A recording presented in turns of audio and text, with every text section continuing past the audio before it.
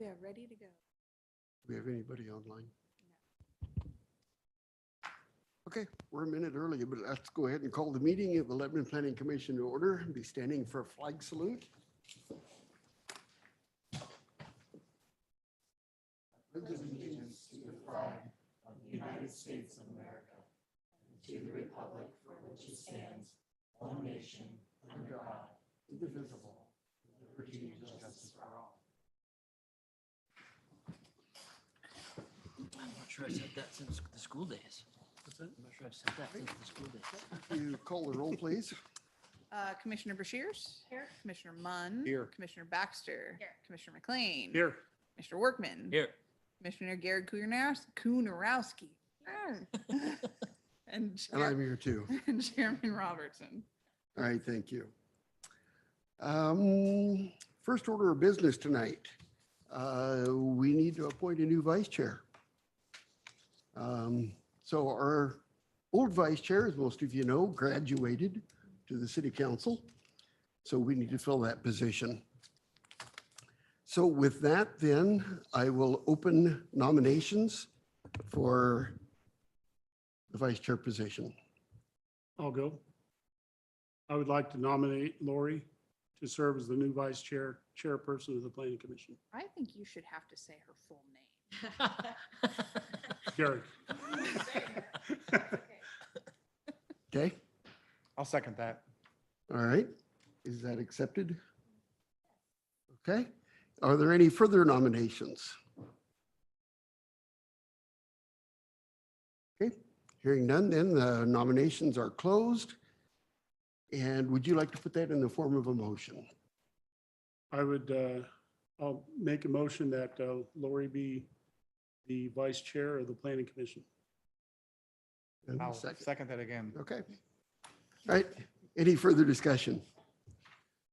This is your last chance to back out. All right, all those in favor, please say aye. Aye. Aye. And opposed? Nicely done. Congratulations, Lori. You know, you're sitting in that chair for a reason. Speech. That's what I forgot to do is a campaign speech. I think she was gunning for your job, Don. She can have it. I think I know what questions are going through her mind. If I have to chair a meeting, what do I say? What do I do? Is that, am I right, Lori? You like read my mind, yes. So would you like to do this one? Nope, but I'll try to take really good notes this time. Okay. I'm ready. All right, we've got one public hearing on the docket tonight, A-22-04.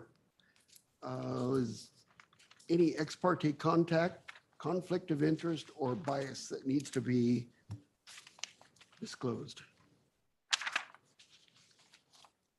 Seeing none?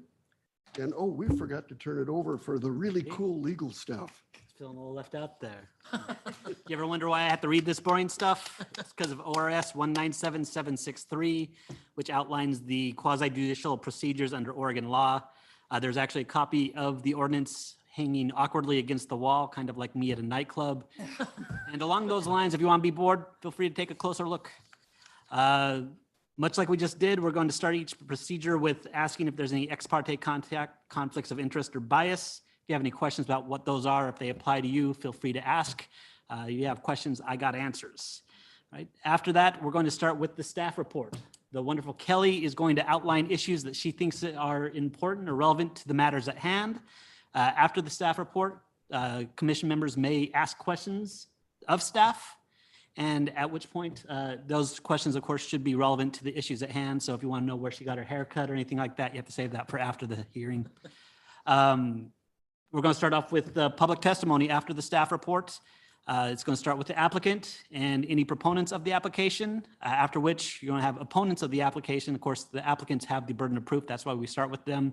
And of course, at the end, if there's any necessary, there will be a chance for rebuttal. After the staff or after the rebuttal opportunity, it will be the close of the public hearing. Please note that public testimony may be in either oral or written form and must be relevant to the issues at hand. And a failure to raise an issue, even a constitutional issue, before the end of the public testimony or the closing of the public testimony will prevent appeal to the Land Use Board of Appeals. So following public testimony, all discussion will be remaining between commission members. Of course, they may also ask staff. And at the end of the whole procedure, staff will or the commission will either approve the application, deny the application, or they can also approve it with conditions for approval. So with that, Mr. Chair, you may ask if there's any conflicts of interest, I guess, again. Okay. Anything changed in the last 2 minutes? All right. Let's turn it over to staff for staff report. Can I just say, it's your last time doing this and now you bring personality into it? What do I got to lose? They're not going to fire me, right? He's got the short timers attitude. Just like, No kidding. I know, I was trying to make it one time where it's not dry and boring. I was like, okay, I got this. I got this. Okay, well, good evening, Planning Commission.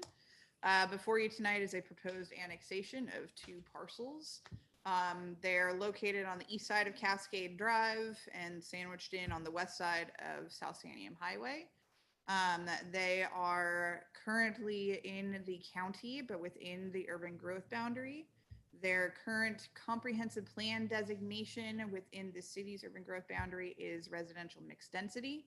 And so per our comprehensive plan and development code, the assigned zoning standard would be residential mixed density upon annexation, unless specifically requested to be changed by the applicant. The applicant has indicated an acceptance of the initial zoning of residential mixed density. So the only thing before us tonight is the proposed annexation. And then upon annexation, it would be designated residential mixed density. To the surrounding properties to the north and south are mainly residential uses with single family homes.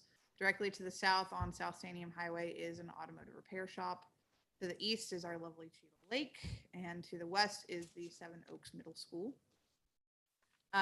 There are currently public facilities within Cascade Drive, including all water, storm drain, and sewer, that would be available for connection by the property upon annexation to be able to connect to city utility services.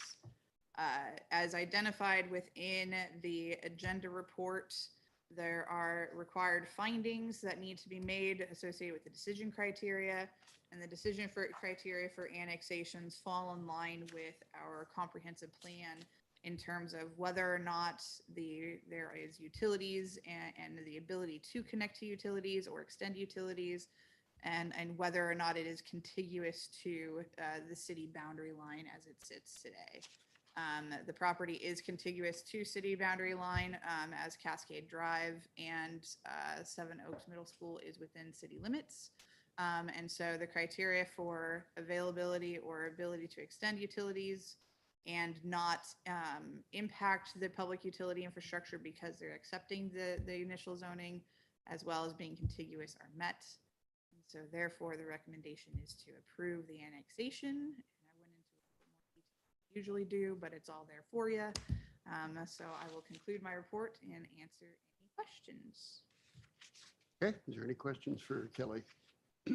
I'm trying to look at this map and visualize what's to the east and west of it there, and the north and south. What's that big building to the left right there, that with all that white roof? This big gigantic building right okay. here, that's Okay. the Seven Oaks Middle School. Okay, so that property goes all the way out to South Santiam. Does it go through that church property? Is that what that is?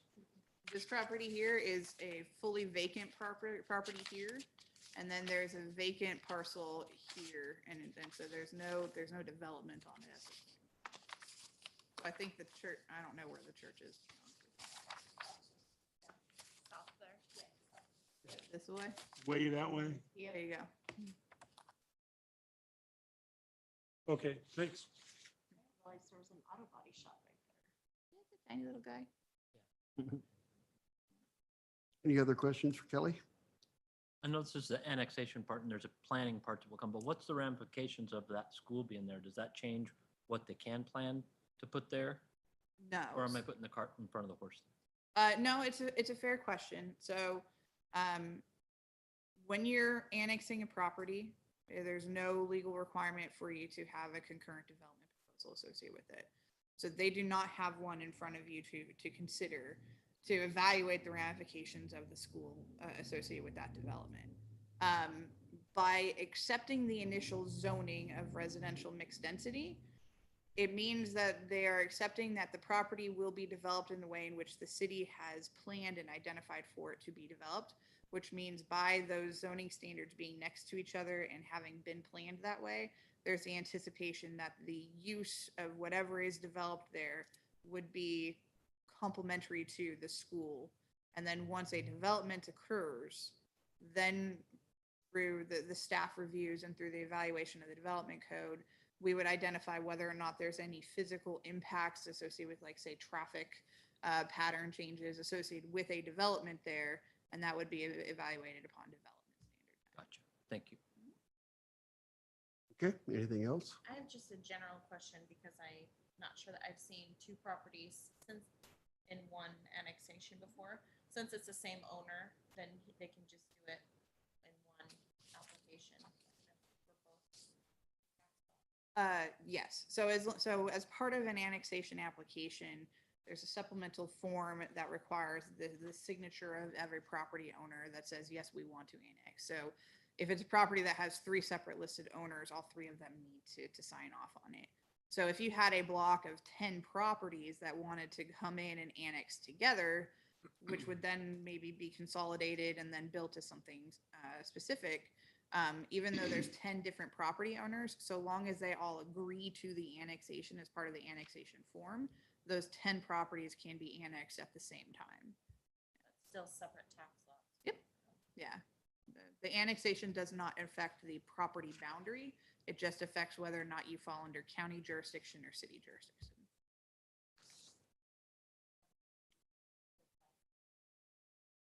Yes. All right, anything else? What is the size of these lots? Do we have that? Yeah, it's on your, 1.33. 1.33. Yep, I got it. Thank you. Hey, it's 1.3 acres. Thought I saw it. Okay. Yeah. but it's 2 tax lots. Will they combine the 2 tax lots into one or? They do not have to. When they submit for any development proposal and it's presented before the planning commission for review, that could be 2 separate projects. It could be consolidating it into one. It's just based off of what they want to do. It's just each individual lot has the ability to be developed per the residential mixed density standards.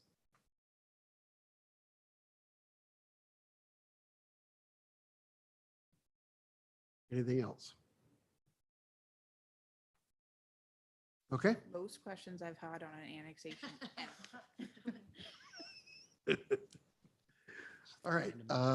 We don't have anybody online, and we do not have the applicant present. Therefore, the public hearing testimony portion will be closed before it's opened. I guess I could do that, can I?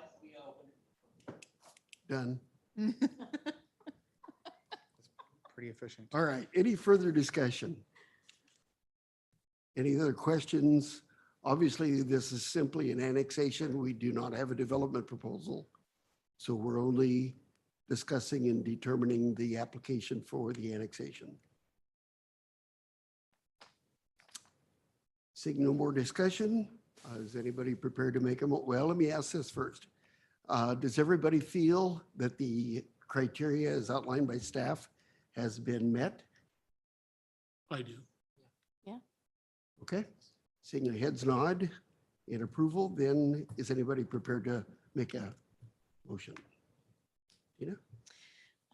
I move that the planning commission recommend approval of the annexation A-22-04 to the city council based on the written findings in the staff report and direct staff to draft an order of recommendation incorporating the findings and conditions of approval. I'll second that. Okay, we have a motion and a second. Any further discussion? All right, all those in favor of the motion, please say aye. Aye. And opposed? Motion carries unanimously. Okay, backing up on the agenda, Meeting minutes. I'm a little bit out of practice here, you would think. We did not approve the minutes. So I assume everybody's had an opportunity to review the minutes. I gave you a little extra time. Is any additions or corrections? None that I saw. All right, seeing no additions or corrections, then the minutes will stand as presented. All right. Back on the agenda, Economic Opportunity Analysis Project Advisory Committee.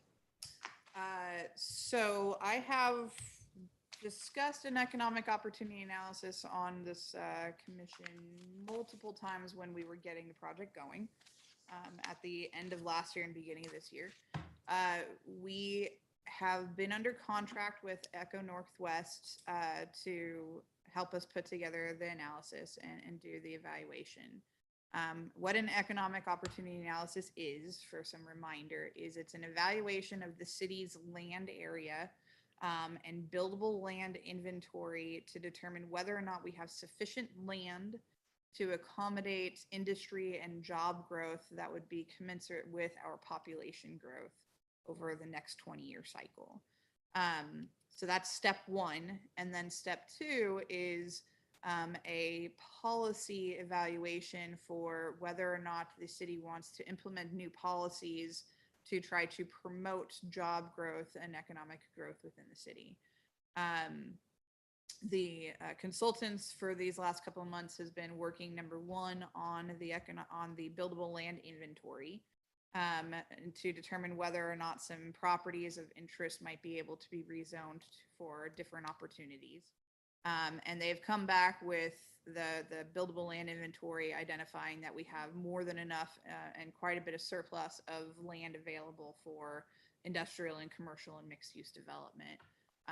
And so the next step is to put together this economic opportunity project advisory committee, which would be made up of members of the city council, the planning commission, business owners, residents, and developers, and our consultants and staff to discuss the results of the buildable land inventory, to go through the methodology that was done to identify that it was done correctly, and then to begin developing that policy program for how we are going to try to promote and implement economic growth for the next 20-year cycle. Ultimately, this will result in a comprehensive plan amendment to address the I think it's the population and economic section of the comprehensive plan. And so what's before you tonight is a request to assign at least one individual to the advisory committee. We can have a maximum of 2 planning commissioners participate in it, so that we are not creating a planning commission quorum as we do with these committee meetings. As part of the committee meetings, I believe we are anticipating 4 or 5 meetings between September and April of next year. So they will be spread out, and I think we would be anticipating each meeting being an hour or 2. We will try our best to put it on a regular day cycle so that everybody knows it's going to be on a Thursday afternoon from 5 or something like that, whatever the time ends up being, so that we can try to accommodate it. So it's fairly low intensity in terms of time usage. We're just looking for individuals that are going to come forward with ideas and questions and participate in the process. Kelly, is there a certain criteria that has to be met for a representative to be nominated? You need to be on this board. That's it. So you indicated earlier there's already been some appointees. Yes, the city council last week appointed their representative, which was KJ Olfers. So KJ will be the council representative. We have reached out to members of Western University, of Samaritan, and a number of other businesses. I think Lynn Gear and Tech. I can't remember the full list. In total, I think we're looking for a total representation of about 15 or 16 community members as a whole. So can we nominate someone that isn't here? That's, Not on our board. no, someone that will be, I'm sure. The last interviewee. No, you cannot nominate somebody who's not currently yet interviewed or appointed to be on a board that, I was that would. putting the cart before the horse. I like where you're thinking. Of these 7 individuals who are beautiful and lovely and sitting right here, you can pick up to 2. You have a minimum requirement of 1. So one of the positions is a Realtor position, and I'd be glad to fill that one. Okay. What was that, Don? What'd you say? One of the requirements or one of the requests was for a Realtor. Yeah. So I could fill that one. And then that would leave one other. I would be interested. But I don't know if I qualify for, would I fill one of the positions? Or does it You are matter? on the planning commission, so Okay. yes, you would fill that. I wouldn't mind being on that. If you all would elect me to be on that. I wouldn't mind either, but if there's. I love the enthusiasm. I can accept 2. Because the second we get to 3, that means that every single advisory committee also needs to be noticed as a planning commission meeting, which means it becomes open to the public. So, Can we have a backup? huh? If we have 2, can we have an alternative? You can elect an alternate if one is not able to attend. You can do that as well. You're making it difficult for. No, because it's based off of the regular planning commission seats, which is 5. Well, So I'm Laura, you're okay, go ahead. Oh, please. I build houses for a living, so it's whatever you, I said I build houses for a living, so interested in, Go ahead. are you sure? Yes.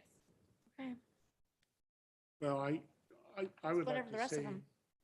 I would like to say something before there are any nominations.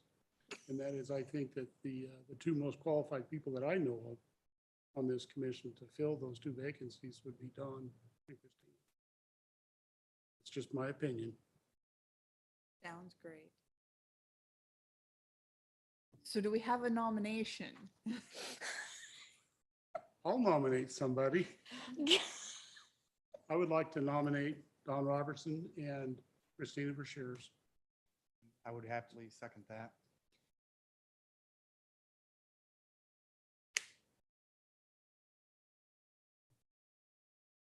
Okay. Do we have a motion? You want to just make that a motion? Just make that a motion, please. Okay. Make that a second. Right, there's a motion and a second. All those in favor, please say aye. Aye. Opposed? Done. Well, this is a fun one. Okay, commission comments. Do you want to say anything about the seminar we sat in on the other day? Yes. Go for it. I'm going to add that to my list.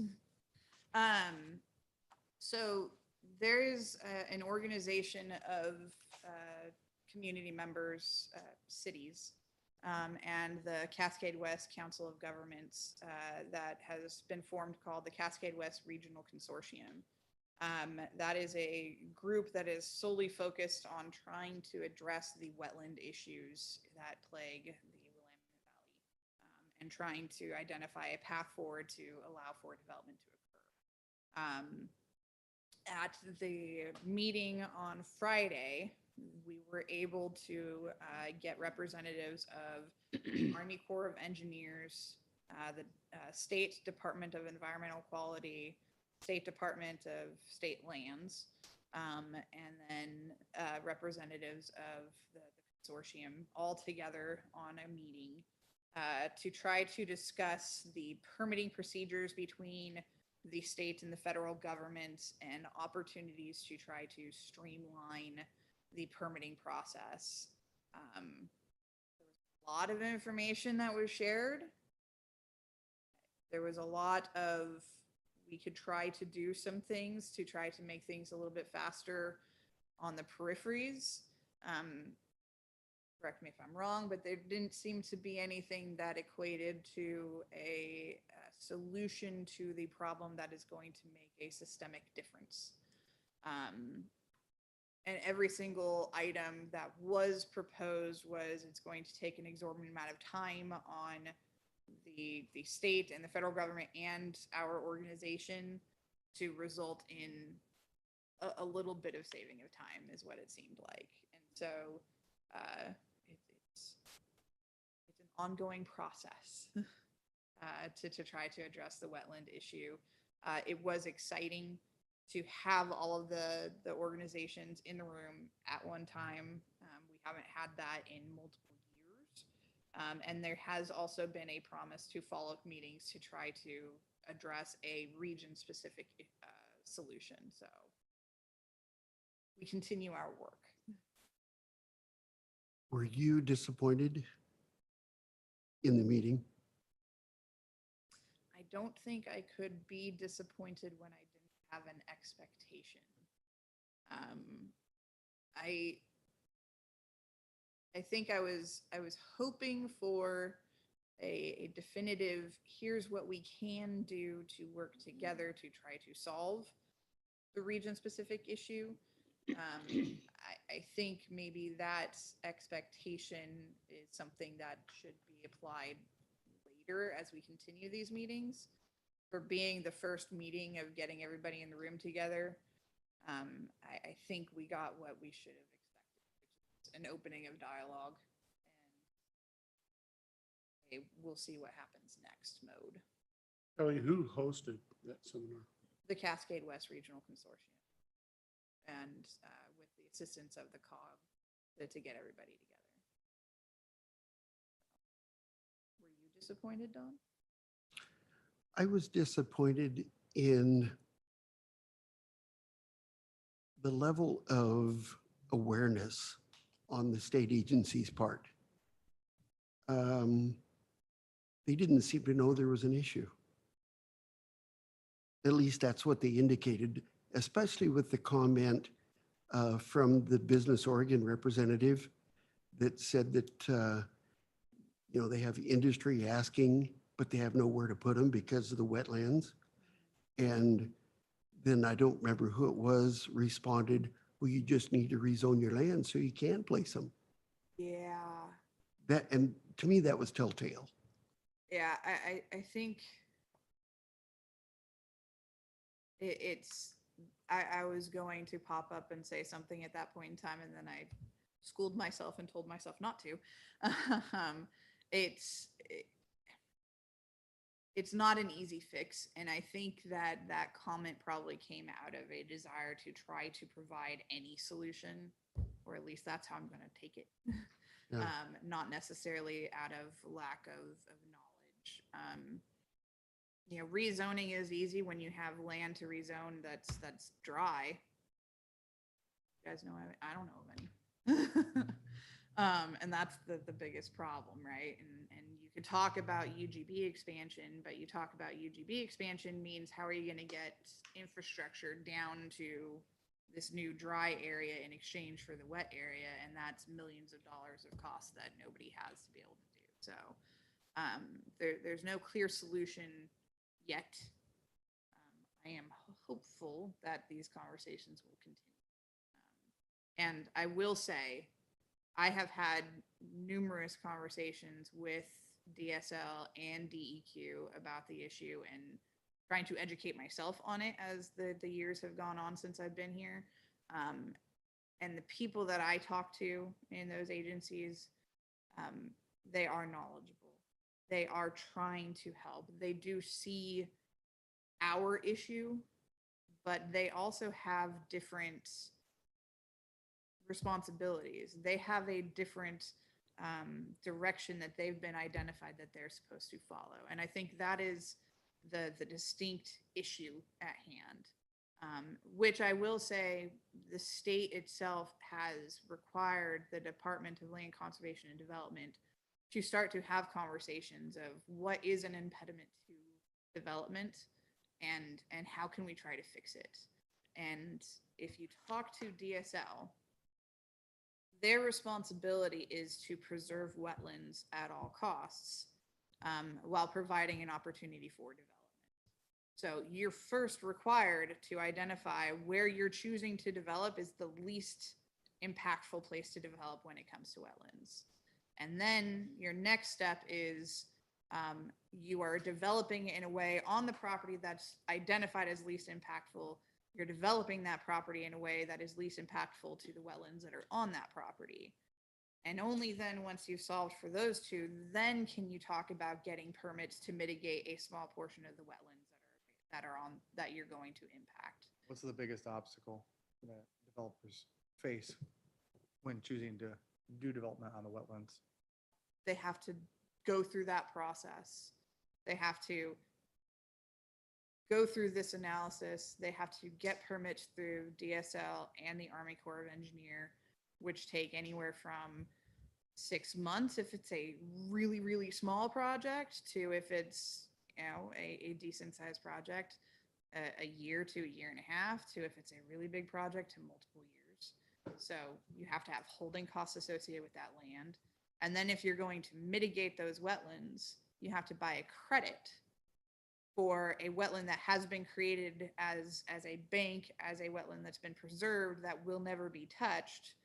So in exchange for buying a credit from that wetland, you can mitigate yours. And those credits can cost anywhere from, when I started here just 3 years ago, it was $70,000. Now it's over $100,000. So there's a number of impediments to it. So, yeah, it's an ongoing conversation. Which segues well to one of the items that I need to talk about is the Planning Commission training. I've handed the 2 packets of what we've done so far to our new commissioners, and thought I would bring it back forward to say we still have items on the agenda for the training. The 2 that are coming up are regarding transportation system plans and traffic impact analysis and how we evaluate those associated with the city's utility infrastructure as a whole, as well as development specific. And then also one about wetlands, where we're trying to get DSL to come talk to us and have this kind of a conversation as well. So those are the 2 that are currently on the docket. Most of you, or at least the majority of you, have gone through the Planning Commission trainings at this point. If there are other ones that you think would be a good idea for us to add, new topics, let me know, and I can put something together for us. And that's what I have for that. So if there's any comments on that, let me know, or I can be quiet for a minute. Do you have the last 2 modules scheduled?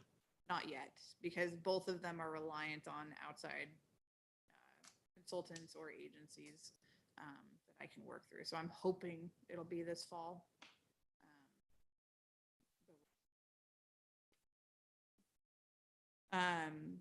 For the historic registry update really quick, we have 18 properties that it was decided by the Historic Landmark Commission to send out letters to see if they'd be willing to authorize us to remove them from the registry because they no longer exist.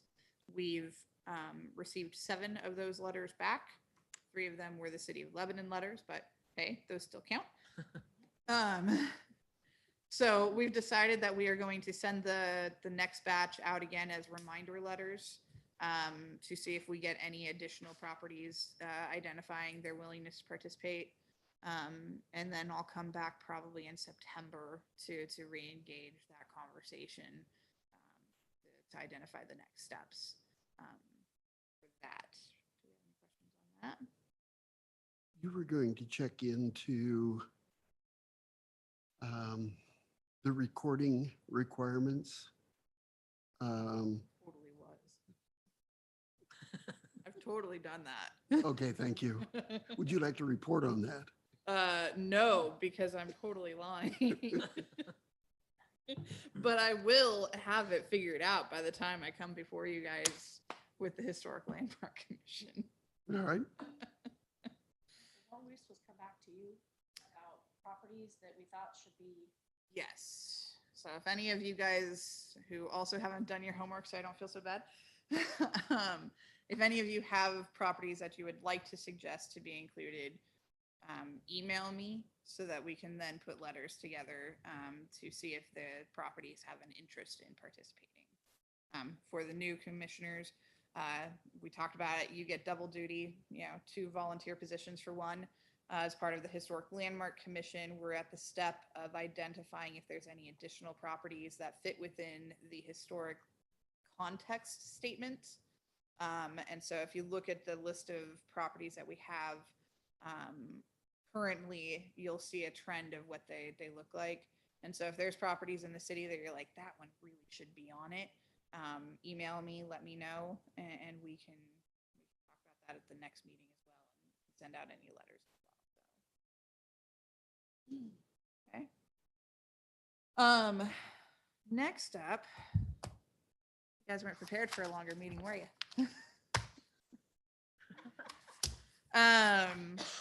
Housing production strategy update. So very similar to the economic opportunity analysis that is resulting in an eventual update to the comprehensive plan section of that. The state has a requirement for the city to have a housing needs analysis, which looks at our buildable land inventory and extrapolates out 20 years to figure out if we have enough land to build the housing necessary for our population growth. That housing needs analysis has been done for a couple of years. The city council just accepted it at their meeting last week.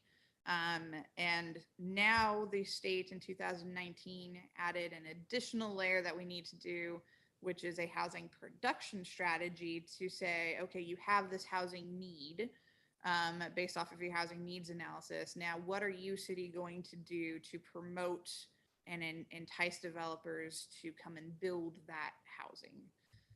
Would that be the wetland situation? Well, Part of it. yeah, that would be part Kind of it. block. Yeah.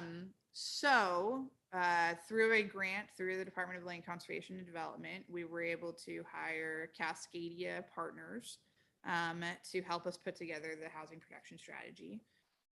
They've done a lot of initial work, and this last month, I think it was 2 weeks ago, they held 3 focus group sessions to talk to community-based organizations, schools, and local housing developers to get the different perspectives from them of what we could do to try to promote more housing. And so we did receive some of the notes back from that meeting, and I thought I would share some of the comments for you all. From the community-based organizations in terms of the zoning barriers, they all identified that our parking standards are pretty onerous when it comes to multifamily housing. And so they want us to look at that. And there was also a request to consider a special rate for system development charges, which are fees charged upon properties for new development based off of number of units to pay for their fair share of the expanded infrastructure needs associated with their developments. And so they're asking for a special rate for affordable housing to be considered. And they also want the city to consider getting into the game of wetland mitigation banking, where we would build and own our own wetland bank to then be able to give credits, don't shake your head, to then be able to give credits for affordable housing development. And then they were also considering something like a height bonus for affordable housing development, where you can exceed the 3 stories that we currently have. And then also consider a tiny home ordinance and find ways to promote daycare and Head Start programming within apartment type developments to support the families that would be living in those types of developments. And so that was from community-based organizations. Any comments on those?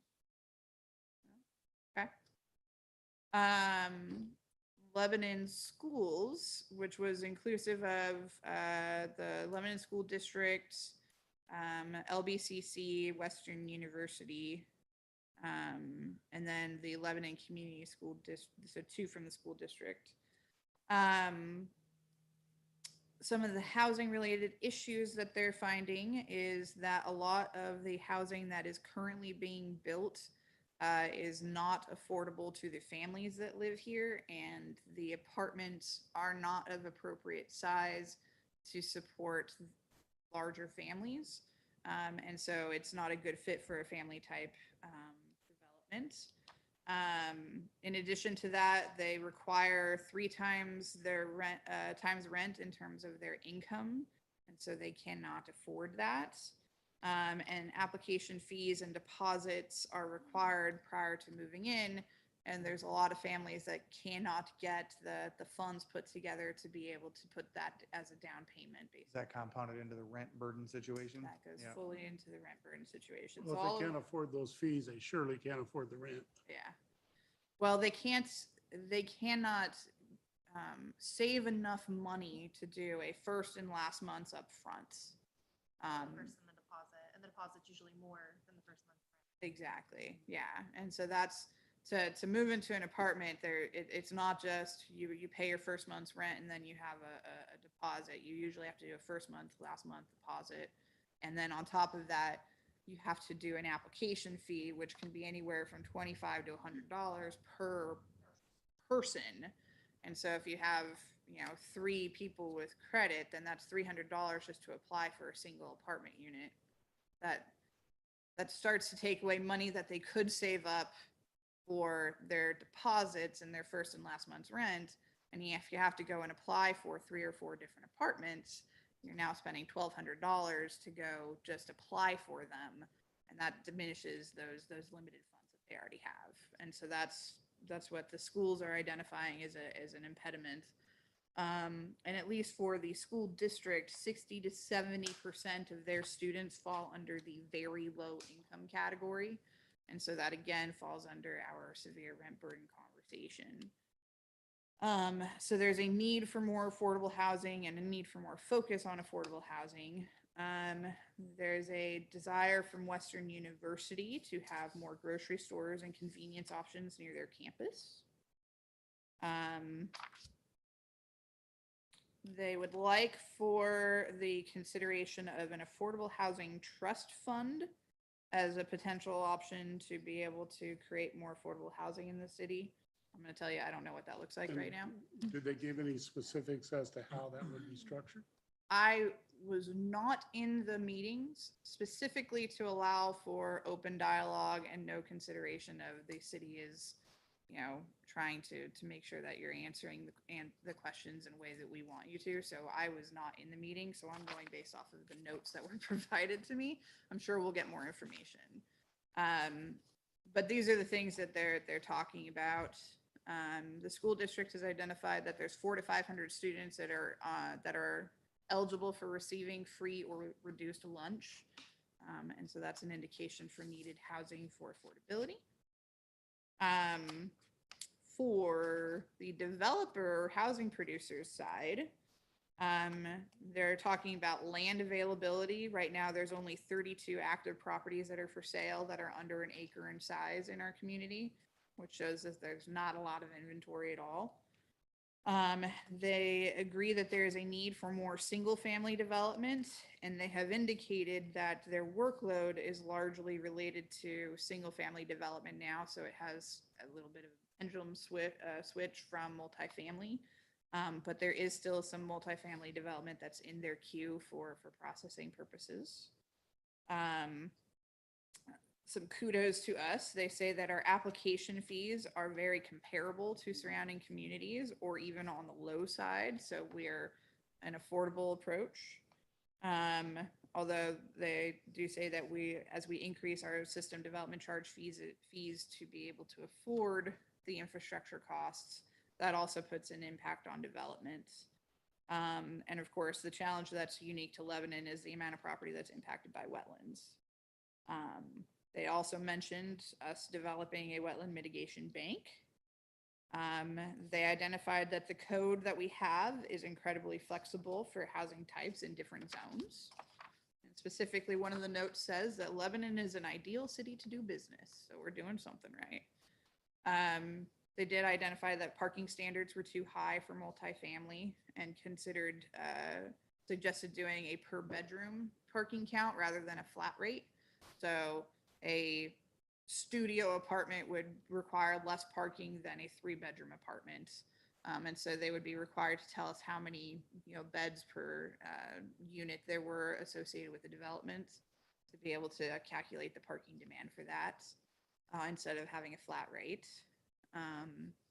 Infrastructure costs are incredibly high. They suggested delaying system development payments until certificate of occupancy rather than upfront, which could help them with their construction loan process. And then for infrastructure, whenever we have a development that requires us to extend infrastructure, the developers are required to pay for that infrastructure. And so because it's project specific and project driven. And so they're requesting a consideration of like a reimbursement district or a local improvement district so that the properties that benefit from that infrastructure have to pay into it as well.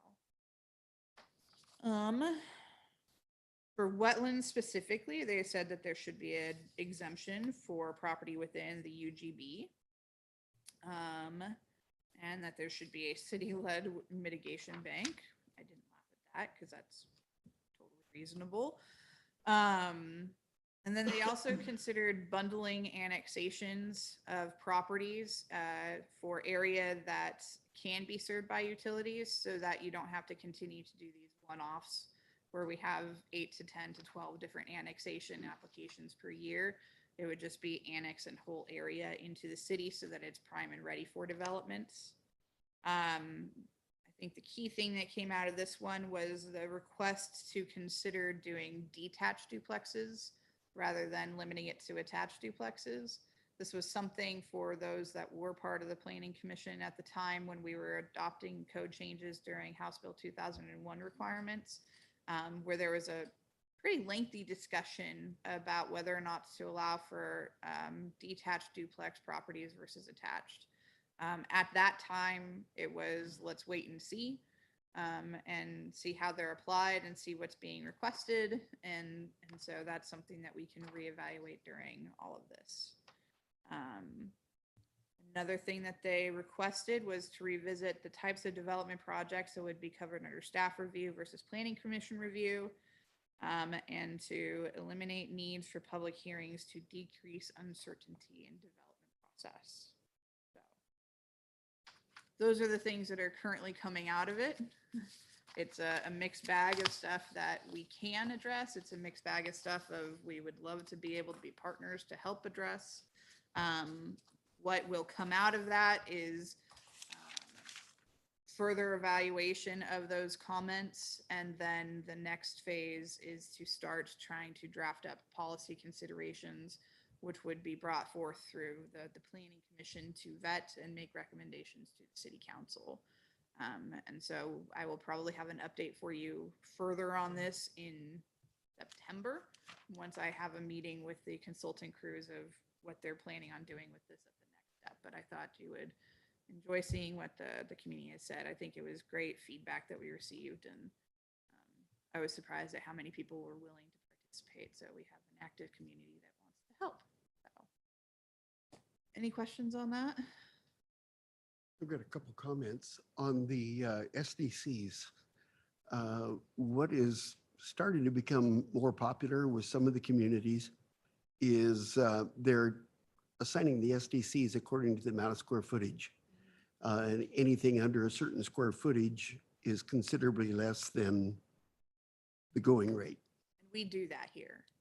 We have it separated out. It's blocked out to where if you are less than, I think we bumped it up to less than 1,000 square feet, then you have a significantly lower SDC fee than between 1,000 to, I think, 1,400, and then 1,400 to 2,000, and then over 2,000. Good. So we currently do that. And just a thought, when you were talking about the expense first and last and deposit and so on and so forth, and maybe Kristen, you know this, is there a system of bonding that money? Could that be bonded? No. Because, so it's to a private developer and a private property manager. So the first and last and the deposit, all of that goes to them. But it's held in a client trust account. It doesn't go to the owner. Deposit is held in a separate, the Right. security deposit account itself, but I don't know. I think it would depend Yeah. on the agency, the disclosures, and whatever bank you use. But you wouldn't necessarily have to be a federal bond. You could get a private bond. Potentially. I don't, I will be clear that I have no idea. I would say it's a possibility with the right I, disclosures. yeah, I guess I've never heard of it. I'm just kind of asking. All and it'd be a benefit to we're able to get their security deposit back. Right.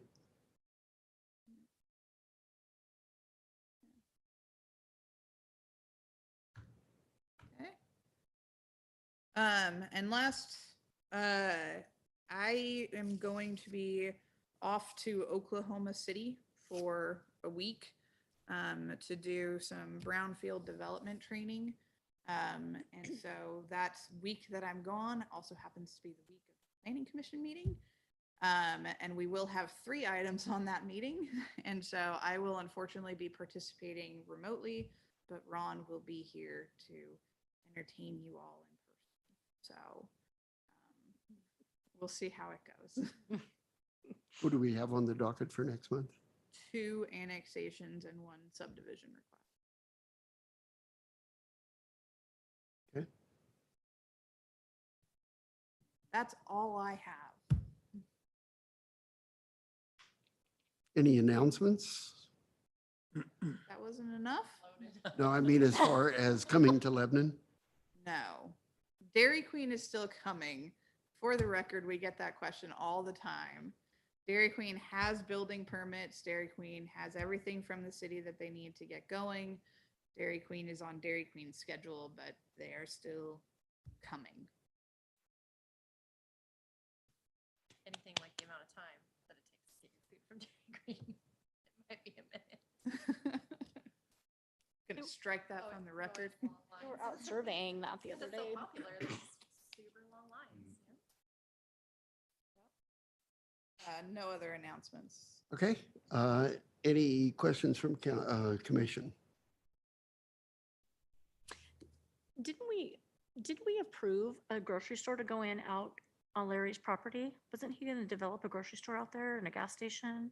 Yes, as part of his big plan development, the timetable of when that would happen. I don't remember if it was in phase 3. He's almost finished with phase 2, I think. Yeah. I don't know the specifics of when that will be established. I know that he's doing work on a couple different parts of that property right now with the apartments, and I know he's prepping for some commercial, but I don't have anything in front of me to tell you what it is. Well, that just, when you were reading about the, I think that would help Request. a lot, yeah. well, a lot of people at that end of town are looking for something more than just the, Seasons. yeah. I know we need to find someplace else to do our farmer's market because it's too small on city, in town. Look at Samaritan's property next to the Boulder Falls. I don't know, why do they have farmer's market in the middle of town? Is it just because it's more convenient? Downtown. Who doesn't want to be downtown? Anybody that wants to try to find a parking space? Yeah, the parking's great. Oh yeah, it's wonderful. The last 2 weeks before parties. Yeah. Oh, don't talk about Portland just because you're leaving us. Hmm. Get used to it, man. So for those of you that didn't hear earlier, this is Jeff's last meeting. He has taken a job with the Multnomah County DA. Mm. Brave man. He may be back next month. We'll see.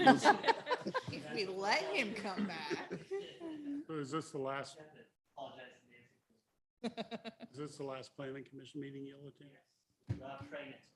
Well, thank you for what you've done for us.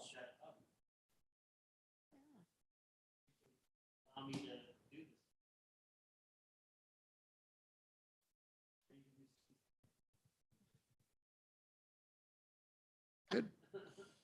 All right, anything else? Oh, well, I'd like to thank Dawn and Christina for accepting the economic opportunity nominations. And Lori, I'd like to thank you for accepting the nomination to be co-chair. Yeah. Just kidding. See how the first meeting goes. I think, if you need help, I think that will last very shortly. I think that you'll snap right into it. It's easy. If I can do it, it's simple. And I'd like to thank the two new commissioners for joining. Yeah. Okay, if there's nothing else, we are adjourned. Thank you, everyone. Off to the party.